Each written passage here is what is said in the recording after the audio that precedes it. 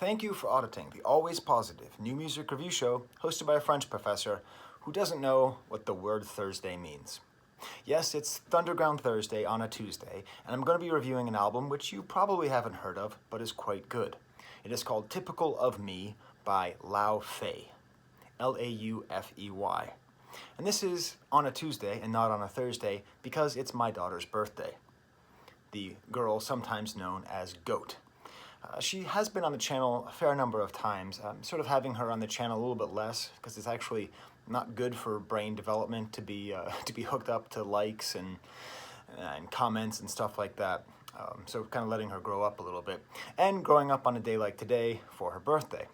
But every year I try to do at least one video in her honor, like something that she discovered that she likes that I don't know about. Last year I reviewed Conan Gray, and then this year it's this Chinese Icelandic jazz singer. And the question I'm asking is, how does she like this singer? You know, I'd never heard of her, and frankly, in my house, my dislike for jazz singing is well known. What is this, some kind of rebellion? I thought we all had an agreement, like what good music is. She even had a voice teacher once, and it didn't work out because that voice teacher referred to herself as a jazz cat. And we would all walk around joking and laughing about jazz cats.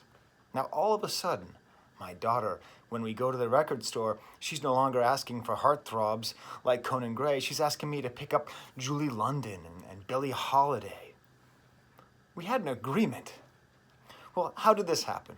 And I'm being a little bit facetious here because I've actually learned to enjoy jazz singing thanks to my daughter. I'll get to that soon. But the real question is, how did it happen? And I want to take a little bit of time now in this video in which you might not be familiar with the artist, but I want to talk about a global concept, which is how do people discover music? My daughter discovered this through two venues, through her voice lessons and through the algorithm, or an algorithm. Let's just call it the algorithm. The thing which has replaced the man as a sort of mythical, controlling, authoritarian boogeyman. So on the one level, it's because of her voice lessons. She's taking voice lessons, she's learning how to sing well, she's gravitating towards people who can like actually sing, who aren't just like cool and do stuff, you know, like people can actually sing. And as she's learning the value of a really good voice, I think she's getting, you know, she's finding herself being driven towards singers like Laufey, who are masters of their voice, complete and total control. And in that way, I'm very proud of this. I'm very proud of her being drawn towards something which I don't value, right? Or which I didn't value. I never cared about Frank Sinatra even, you know, any kind of that, oh, but the phrasing. I've always just been, I don't care. Give me Neil Young and Bob Dylan and Hendrix all day, right? So whenever she comes to me with music that I've never heard of and tries to get me to like it, my reaction is never negative. It's actually always positive. And this is a piece of advice I give to all parents. Assume that your children's music taste is great. Just immediately take it seriously, listen to it. Assume that if you don't like it, it's just that you're a little bit too old and you have to learn to see what's good about it. And definitely the fact that her interest in this kind of music comes from learning how to sing well is a sign that maybe my prejudice comes from insecurity. The fact that I can't sing well. The fact that I never learned how to take music lessons. I took drum lessons from Dave Brubeck's drum teacher. Drummer. Dave Brubeck's drummer, Dawson. And I didn't practice, so he fired me. So maybe my contempt for accomplished musicians like Laufey, who's at Berkeley right now, comes from that sense of insecurity. But that's just the one factor. That's just one thing that brought Laufey to my daughter, that brought Laufey into my house. The other one is the algorithm. You see, Billie Eilish is a gateway drug.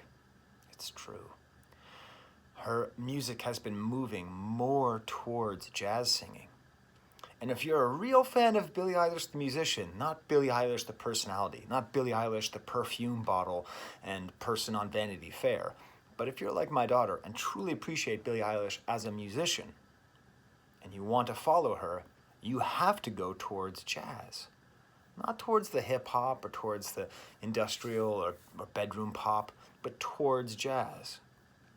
That led my daughter on the algorithm to go towards Julie London. And I assume going towards Julie London led to this. And it's a thing that I have. It's a problem that I have where I have hated the algorithm as a suggesting model, as a way of discovering new music. I've looked down on it. I've thought it was too easy, too simple. I don't even have a Spotify account. I use Tidal because Tidal just gives you the new albums and you can listen to it.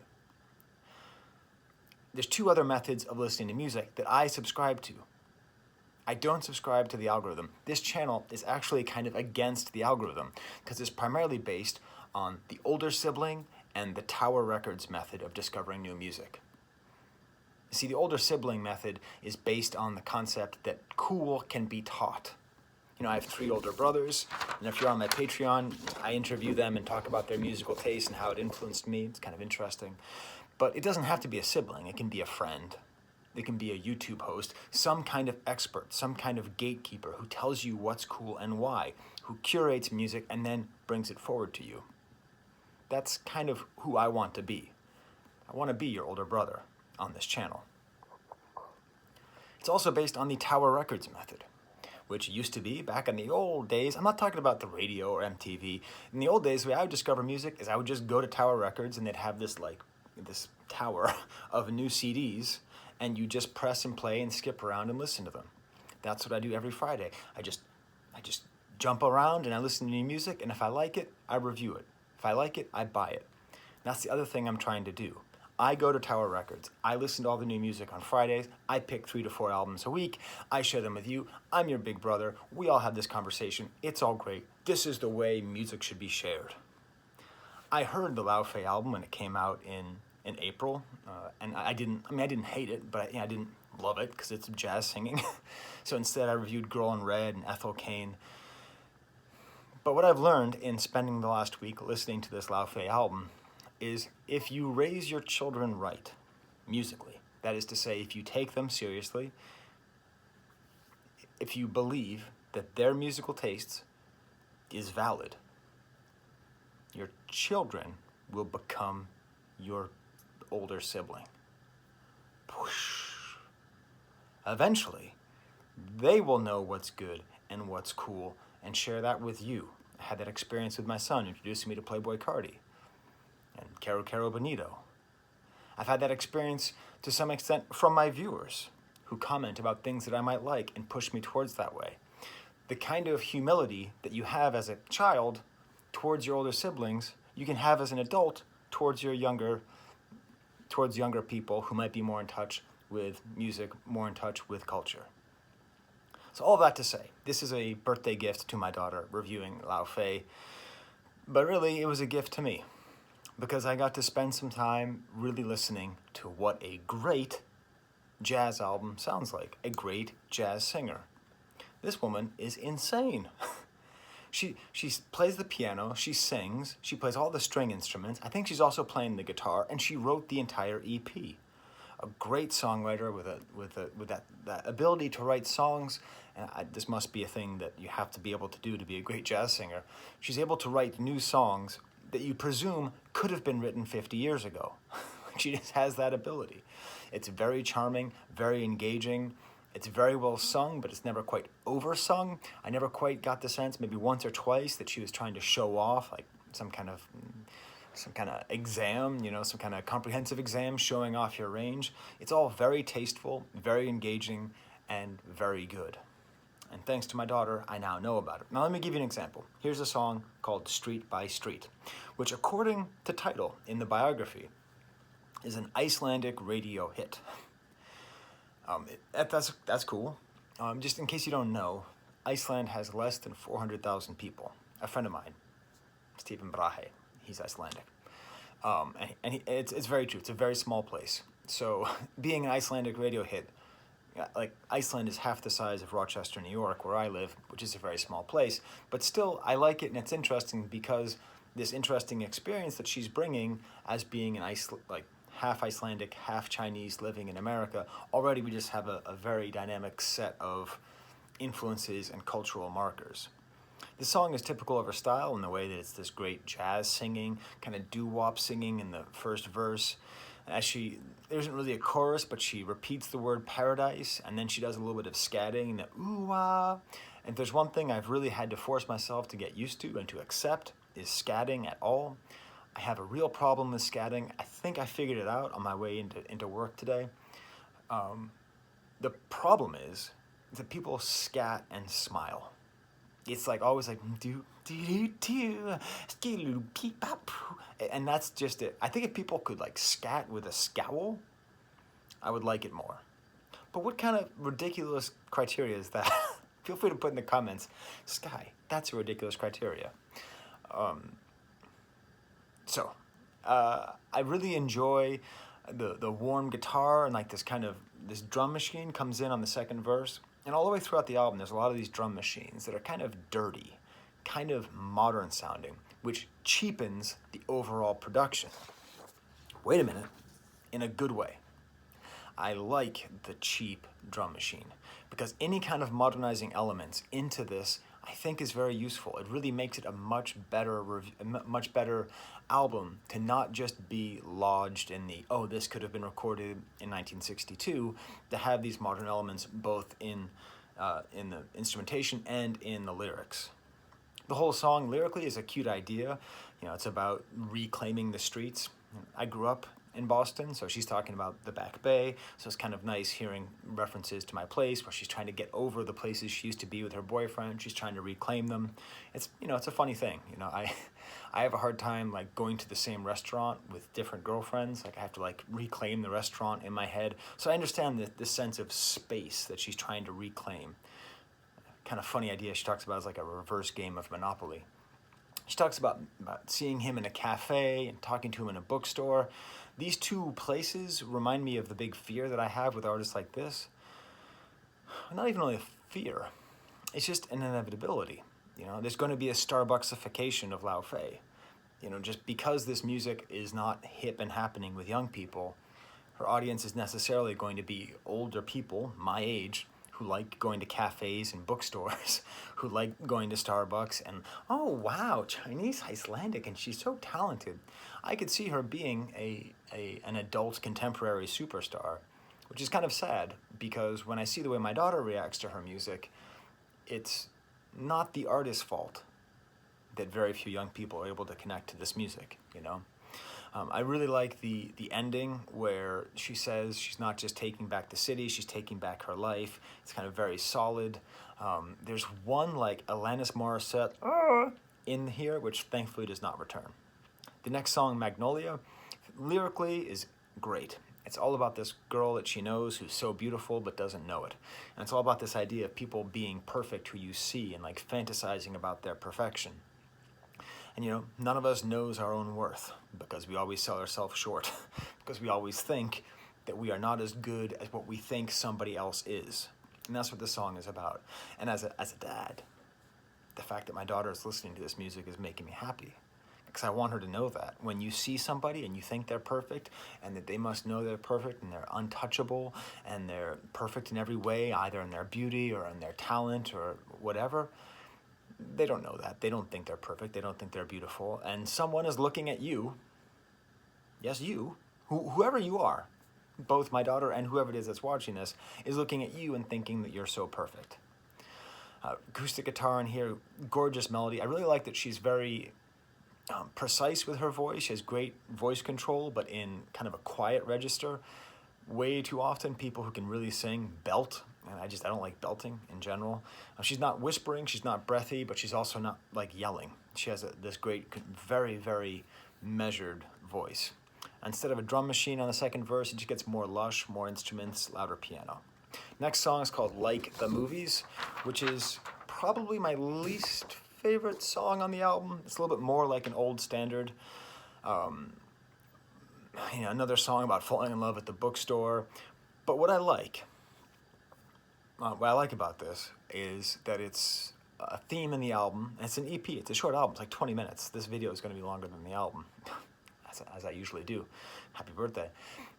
Is this theme of romanticism and the deception that comes with romanticism, you know, the ideals that people have. So we just had Magnolia, where she's romanticizing this other woman, and then here we're talking about how she can never fall in love because she's so old-fashioned, she just wants to fall in love like in the movies. And we see this clash between the real and the ideal, right? That's what I mean by romanticism. I don't mean like romantic. I mean like somebody who sees life as though it's a book, as though it's a movie, as though it's fiction, as though it's a life built up of big moments and meaningful, dramatic events, as opposed to the reality of life, which is not that, which is fairly simple, which people are not idealized versions, people are not living grand, sweeping scope of life. Life is fairly small, life is fairly simple. Try to find somebody to love and care about, and try to live as long as you can, right? Like, that's the reality. And yeah, this music is by a young person, so it's very clear that it's struggling with the disillusionment of the failure of romanticism, which is great because the musical style itself is based on a nostalgic romanticism. When she sings "Maybe I'm Too Old-Fashioned," I feel like people listening are going to go, I'm too old-fashioned too, because I like this old jazzy music. I like music before the WAPs, right? Like that, it is appealing to that kind of person. But at the same time, all this, you know, singing with bluebirds and dancing in the rain is shown to be kind of a hollow wish. At the very end, there's a good example of what makes her voice so strong. She sings the words, "I want a love like I see in the movies, that's why I'll never fall in love." And she starts with, I think, the lowest note that she hits on the entire album, "I want," and then she ends with, "In love." See, I told you I'm a beautiful singer. So it's nice to see her range there. She's showing it off, but I don't ever feel like it's, you know, American Idol or something where people are just trying to sing, you know, stuff. "I Wish You Love" is kind of a bossa nova song. That's another thing that's invaded my house is bossa nova music. Before Billie Eilish released her album, my daughter got into bossa nova, and then my wife is into bossa nova, and I'm listening to all this bossa nova music, and it's great. I like this song. It's the other side of this album. This album seems to be about like disillusionment and just being a sweet person. She's very sweet. The song's about, it's a breakup song, but I wish you love. Kind of unbearable kindness is coming through on this album. You know, I wish you lemonade in July, and it's a breakup song about wishing the person who you are with love. It's a happy, healthy breakup song. I gotta say, as far as role models for my daughter, you can do a lot worse, it seems, than this person. I don't like at the end how she hits this flat note that people do in jazz, you know, hate, I don't know. It's just a thing I don't like. Then comes the song James. Okay. Now, I'll talk a little bit about the music. Kind of a nice drum machine comes in. She does some interesting vocalizing on the name James itself. Maybe a little bit too much embellishing on the voice throughout for me. But what I really love here is the message. It's about this like crush that she has on a guy who's super mysterious and cool and handsome and perfect. You know, like the male Magnolia. But she discovers that he's a fool. They go on a date, and he just talks about himself the whole time and says how he's going to be a millionaire. And this is a thing I really want to teach my children, which I think they're learning anyway. Mysterious people are boring. If somebody seems like, oh, wow, he's so mysterious, she's so mysterious, the reality is probably there's just not that much there. If they happen to be hot, if they happen to be handsome, attractive, whatever word you want to use that doesn't gross you out, that doesn't make any difference. And there's nothing wrong with being attracted to boring, attractive people. But the issue comes when you project onto them more than there is there. So this, in conjunction with Magnolia, in conjunction with Like at the Movies, shows that reality and the ideal are not always in sync. And this is an important lesson to my daughter and to all of you out there. Most of the handsome or pretty mysterious people you seem are fools who have nothing there. Love it. Next song is called Someone New, another very kind of interesting, sweet song. Her voice seems very close, quiet and sweet. It's about like moving on. I like more of these modernizing elements. She sings about, you know, I have to get off Instagram, I keep looking back. I really like these modern references, these things that make it clear that she is a young woman and that she's not trying to be Billie Holiday, that she's just trying to sing about her life, and the way that she chooses to sing it is in this format. The title of the album is In Here, Just Like Me. If there's a sort of weakness to the album, it's just a youth issue where young people sometimes get a little bit in love with themselves, or anytime anybody refers to something as being like, that's me, usually that's like a warning sign. You want to stay away from somebody because, you know, that's a sign that they're mythologizing themselves, right? That they're making themselves into a character. That's just like me. But that's a small detail there. And I think it's a logical outcome of a lot of the rest of the album anyway. The final song is called Best Friend. Electric guitar this time, and the voice, the drum machine, helps to make it feel a little bit rougher again, which I really like. And these are just kind words for a friend. I'm sorry I made fun of your haircut. I love trying to pick out a movie and then falling asleep together. And we need more songs about friendship. We do. You know, the song Best Friend by Queen, great song, or You're My Best Friend. It's funny because I always thought that You're My Best Friend was written by Freddie Mercury, and it was this great coded gay love song. But it turns out it was written by one of the other members of the band, so it wasn't. So I've always been disappointed because I always thought that it was this great sort of anthem for hidden love. But anyways, still, I love songs about friendship.